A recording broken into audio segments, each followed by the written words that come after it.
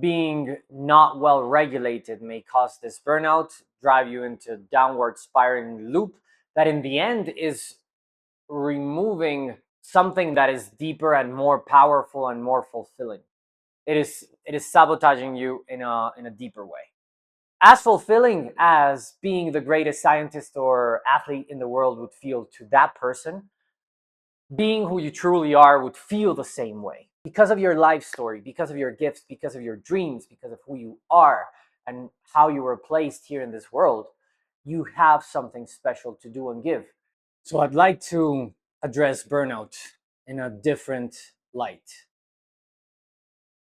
We all know burnout is a really hot topic right now. About 77% of leaders and the whole workforce reports, according to Gallup, having burnout or being in one of the different stages of burnout. And I'd say it may be more because, well, some people would just not admit publicly or even to themselves that they're going through a struggle such as burnout. They may perceive it as weakness, or they may just have never acknowledged it, be it because they're in the first stages and they've never felt it, or they just see it as normal, as if everyone else around them is experiencing it, well, then they probably see it as something that is part of the job. And most of the conversation revolves around burnout being a lack of work life balance, burnout being more the time spent working rather than something else. But I would say burnout perhaps is not only about the amount of time you work. How many people do you know, for example, that have taken a holiday, I don't know, a week long, 2 weeks long holiday, and then come back and they're in the same position? Perhaps they were recharged for a day or two, but then they come back to the exact same place. And I would say, although, well, there may be things regarding how much you work and the amount of detachment you have from work in the non-work hours and the non-work periods of time, I would say there's a perception shift that would change burnout in a deeper level, in a deeper layer, because burnout comes from a perception mistake, perhaps you could call it that way. So that's what we're going to talk about in this video. I'm going to share with you what I believe may be a deeper layer of the cause of burnout in leaders today, people who lead teams, companies, opinion leaders, community leaders, and people who in general like are moving teams, projects, ideas forward, and why your nervous system being not well regulated may cause this burnout, drive you into a downward spiraling loop that in the end is removing something that is deeper and more powerful and more fulfilling. It is sabotaging you in a deeper way. So the World Health Organization classifies burnout right now as an occupational hazard, as a phenomenon that's going on in the workforce. But everyone seems to be talking about the hours spent working and the hours spent doing something else and resting. And that as the main core of the conversation. But very few talk about the mindset behind what triggers people into burnout, into perhaps working that long or working in a way that is not healthy enough.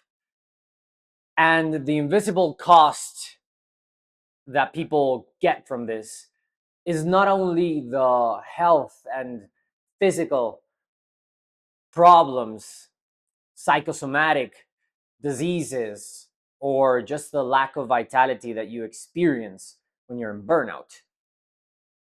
Probably the biggest cost, at least for someone who's driven from a deeper place, a place of purpose, is what you cannot create while you're in burnout, what you will not launch, the risks you won't take, the creativity you will not have or implement whilst you're in burnout. So that deeper calling that you feel or you have felt or you want to feel in your life will not be fulfilled.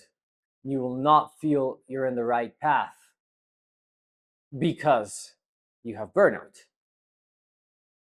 And why this happens is because your nervous system is perceiving danger and risk in a probably higher scale than the real danger and risk you actually have.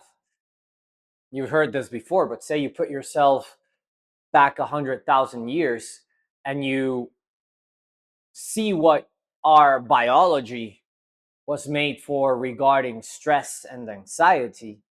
Well, we were wired to have peaks of stress and anxiety when physical danger was right there at the doorstep. Say a tiger or a predator was right there about to chase you, or you could feel a storm coming and you had to find shelter because if not, your life was literally a danger. So you would activate all this system of stress where your cortisol and your adrenaline levels go up, your metabolism comes down, so you have extra energy for muscle stress, so you can run faster.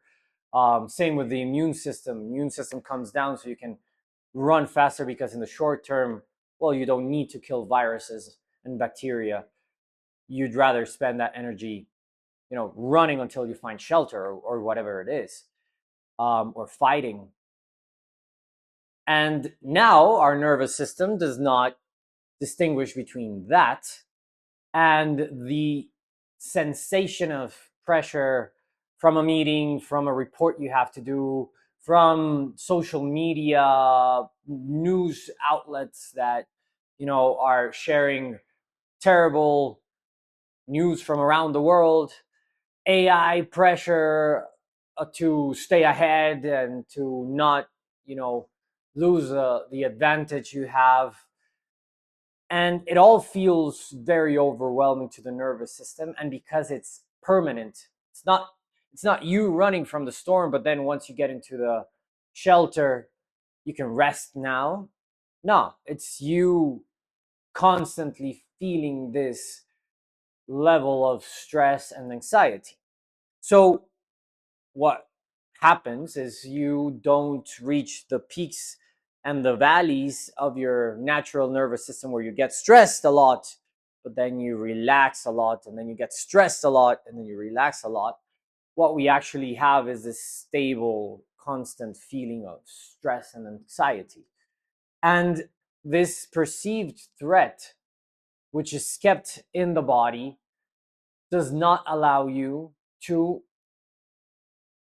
enter deeper states of relaxation, deeper states of regeneration, and deeper states of creativity, intuition, and problem solving. You're constantly in this beta brain wave, where it's like more analytical and more action based, but it's not the creative, regenerative states of alpha, theta, gamma brain waves, where you access this whole other range of brain processes that are healthy and are productive, for your business, for your teamwork, for your leadership, for whatever you do. And the way this mistake happens and works can be seen in this diagram. So this is like the cycle of deep burnout, where the first step is this step of lack of proper perception, you could call it that way. And what happens is you perceive the meeting, you perceive the constant emails, the notifications at 2 a.m., the AI and the technology going so fast, and news going so fast, and processes going so fast, and you perceive this as a tiger, as a storm coming. This lack of perception, or mistaken perception, makes you believe you are way more in danger than what you actually are. Because yes, of course, if you delegate more to your team, you may not have as much control. At least at the beginning, the results may not be as good as they would if you would do them. So, but micromanagement may not be the way. If you turn off your phone at night, you might, yeah, at the beginning, feel weird and have some new things to deal with your team that's used to you texting back at 2 a.m. If you are not totally stressing over news and technology and updates all the time, yes, you might not all the time have all the answers you feel you have. But do they really compromise your safety, the safety of your family? Would they really be as dangerous as a tiger? Would they really be as dangerous as a storm? The answer is obviously not. Yes, there may be risks, but risks are not as high as how our brain perceives them. Changing something in your team, or having a shift of career, or expressing your opinion, or saying no and putting some limits, will probably feel different, will probably imply some changes in your life, but is never as dangerous as probably you perceive them to be. However, because you perceive them to be this way, you go into the second step, which is survival mode. Basically, again, your nervous system is in the sympathetic way and does not oscillate into the parasympathetic way, and you're always in fight, flight, freeze, or fawn mode. And this generates a lot of effects in the body, but this also leads you to the third step, which is this calling blockage. We all have a calling within. We all have a deeper sense of purpose. It can be several things. It doesn't need to be one. It can mutate through life and evolve, but we definitely have the sensation that we are here to share, to express, to give, to create, to live some things in particular. We have gifts that were given by divinity to us, and we can live and give and share so much more than sometimes we give ourselves credit for. You probably might hear this and be like, what am I here to do? And if you're asking yourself that question, it probably is because you have lived so much in survival mode, trying to find resources, trying to find status, trying to secure your life so much that you have silenced or muted that part of you, that deeper sense of intuition, your higher self, your consciousness, that is speaking and can tell you, because of your life story, because of your gifts, because of your dreams, because of who you are and how you were placed here in this world, you have something special to do and give. Now, we don't all need to be billionaires, celebrities, great scientists that change the world. Obviously not. It's not about that, but we definitely all have something deeper that feels fulfilling, as being the greatest scientist or athlete in the world would feel to that person. Being who you truly are would feel the same way. You don't need to be super rich and super famous. We don't all need to do that, but we all definitely have a call. But the thing is, because you're in burnout and you're in survival mode and you perceive risks to be way higher than what they actually are, because, dude, you live probably better than Louis the 14th, the Sun King of France that lived like 250, 300 years ago. You live better than those guys in this world right now. You have more opportunities right now. Your survival is more secured right now than what your ancestors would have dreamed of. And you feel more afraid to take risks. That's cognitively a mistake. It's a mistake of perception. And because of that, you don't follow your true calling. And what eventually happens when you do and you start muting that voice within you is you fall into this deep burnout. And this deep burnout is a burnout that is not only physical, it's not only lack of vital physical energy, it's a burnout from lack of sense, lack of purpose, lack of your soul feeling connected to your body, to your labor, to your craft, to your whatever you're producing, to your leadership, to your team. And what I've seen is most leaders really don't burn out due to a lot of work. They burn out because they stop feeling truly deeply connected to whatever they're doing, as if they start compartmentalizing their lives more than what we're meant to do. Because yes, it's important to compartmentalize our lives a bit, but not fully. We cannot be two people like like fragmented into different spheres completely. Your soul cannot disconnect from your craft and what you do and what you produce. And this is something that happened to a client of mine. We'll call him Mario. And Mario, he he worked at a publicity agency, one of the biggest ones in Latin America. He's won international awards around the world, in North America, in Cannes, in different places.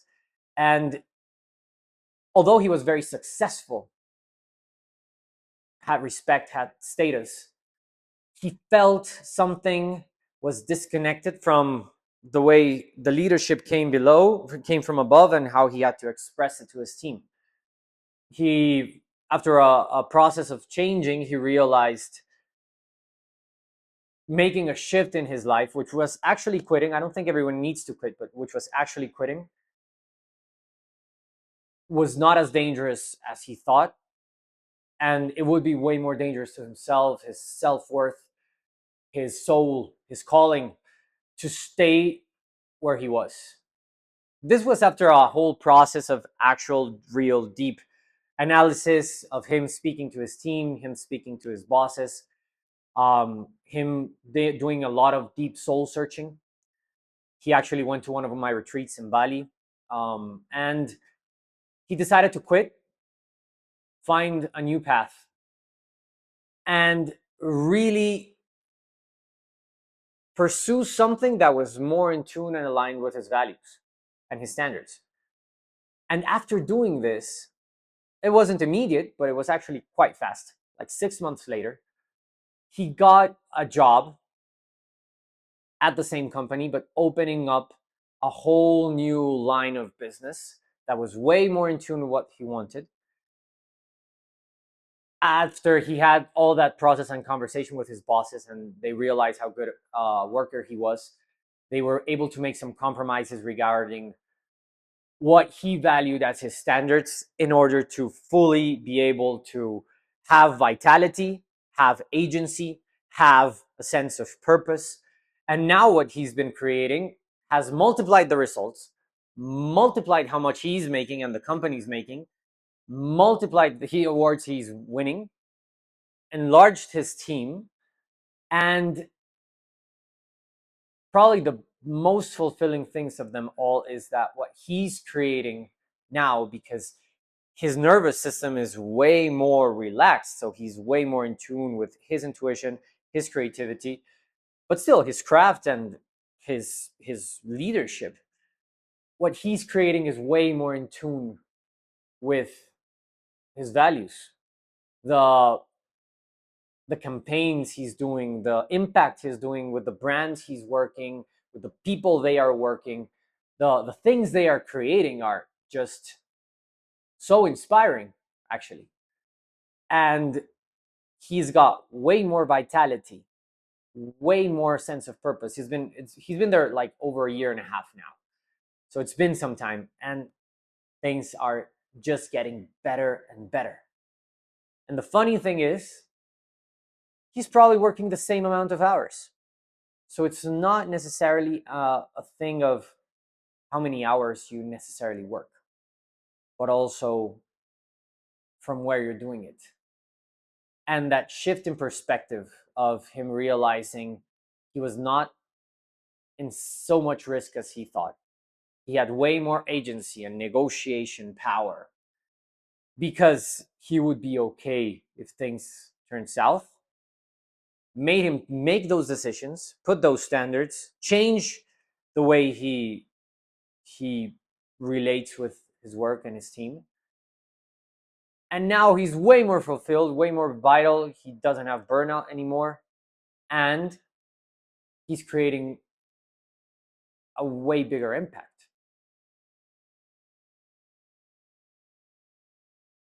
Perhaps you just need a shift in perception that will lower your nervous system into a more parasympathetic nervous system so you can tap into that intuition, creativity, deeper calling. Be brave enough to take risks. Take those risks in a strategic way, in a smart way, but still take the risks. And watch how your life unfolds in front of your eyes into a more in tune life and lifestyle and work. Perhaps work-life balance is not necessarily the answer. I actually believe the more in tune your work is connected to your purpose, the more you would want it to be integrated with your life. So that's what I think. What do you think? Let me ask you a question before we leave this. What have you avoided creating because you're not taking those risks? What decisions have you been avoiding because your nervous system perceives them as a higher risk than what it probably is? What calling are you turning your back to, ignoring, just because it feels risky? I believe following your heart will eventually be inevitable. Life will take you in the paths of your highest fulfillment and growth, even if that involves pain. And I feel burnout is just a symptom to show you as a mirror that there is a deeper, higher calling and you need to take action towards it. You're avoiding it. That's what I believe. So if this whole conversation feels like something you would want to dive deeper into, I do offer you, we can have a one-on-one 30-minute call where we can see, either with me or with my team, if we're a match to work in a process where, through methodologies, through somatic experiences, and through this change of perception and risk-taking action making, you step out of burnout into a deeper layer of fulfillment, purpose, action. So if that's something you're interested in, I will leave the link so you can schedule a call with my team. You can answer some questions before that as well. And we can see if we're a good match to work together. Perhaps what you actually need is a shift in perspective and a process that can take you to a new place. Anyway, regardless, thank you for watching this video. If you're interested in these subjects where leadership and consciousness blend and merge together, please give me a follow, and I'll see you very soon.